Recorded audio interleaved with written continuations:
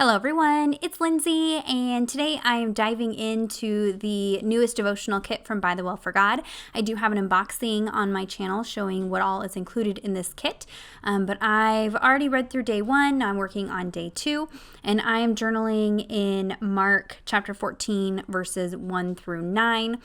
I did go ahead and pull out, there's some extra stamp sets that you can purchase to go along with this kit, so I'm going to be using those as well as some additional alphabet stickers that you can pick up to go with the kit, and then I'll use everything in the kit. So there's definitely a lot of stuff in these kits you can use, but it's always nice to have a little extra to add in there.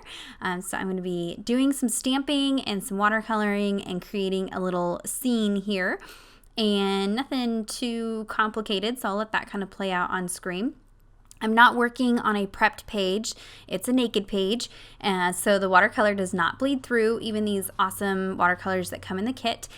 And my stamping here will cover some of the text, so just heads up there. The verse I'm journaling is down towards the bottom of this page, so I'm okay with that.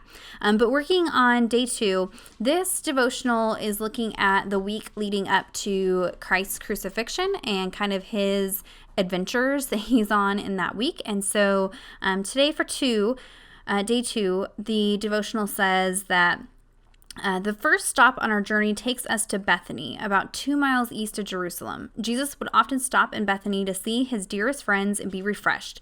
It's only natural that at the beginning of his last week on earth, he would begin with a private dinner with his disciples and close friends. Think through that night from Mary's perspective. Jesus is having dinner, surrounded by those he knows and loves, and some of those people there are walking miracles. Remember, they were eating in Simon the leper's house. The leper. Down towards the bottom, it says, if Simon was hosting a dinner for Jesus, it would be because he had been healed and restored to his former life. Then, also seated at the table was Lazarus, eating, talking, laughing, healthy, and alive. Is it any wonder that Mary was moved to worship and adoration of the one who made it possible? Mary's only thought was to honor her master. No sacrifice was too great to show her love and gratitude. And so she broke a vial of costly perfume and anointed the Lord. What about you and me? We too are surrounded by miracles. The Lord Jesus has stepped into our lives and done marvelous things with situations and with individuals. Do we see it? Do these personal miracles prompt us to worship and adore? Too often we go through our lives oblivious to miracles all around us. Let's open our spiritual eyes, see what Christ has done for us. And there's some prompts to have you list some miracles and reflect on that.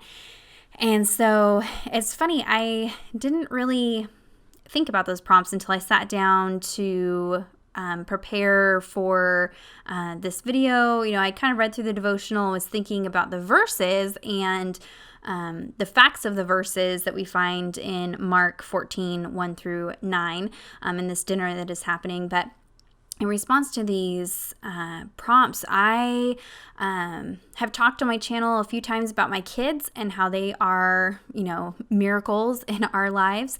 I have twin boys who are 10 and a half, and they are the reason that I was saved.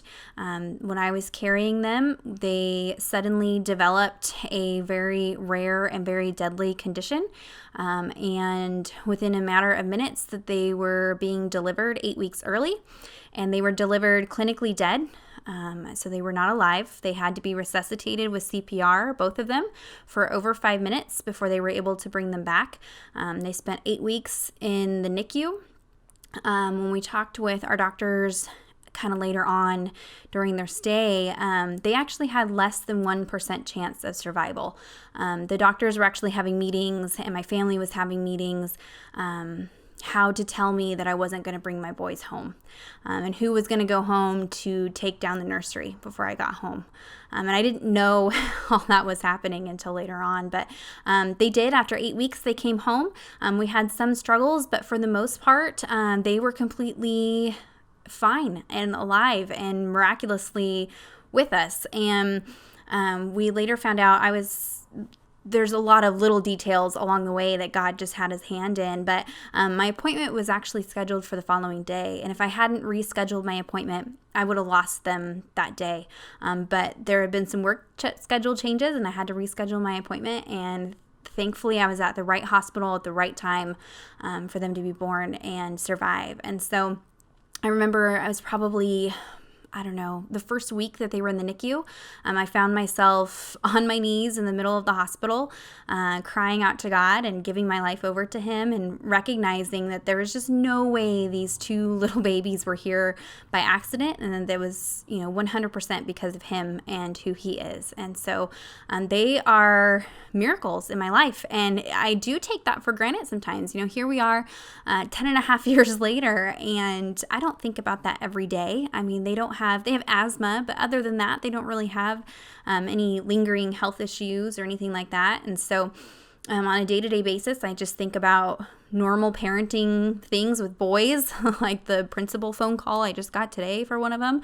And so, in those moments, I sometimes forget true miracles they are, and how God did that in my life. And I just look at this story of Mary, she can't even contain herself witnessing these miracles that are around her, that she's just got to cry out and worship Jesus right then and there. And that's how I should be living my life. Every day should just be in adoration and worship every minute of every day, because I have something that not everybody gets to see. Not everybody gets miracles in their lives, and not everybody gets to see that.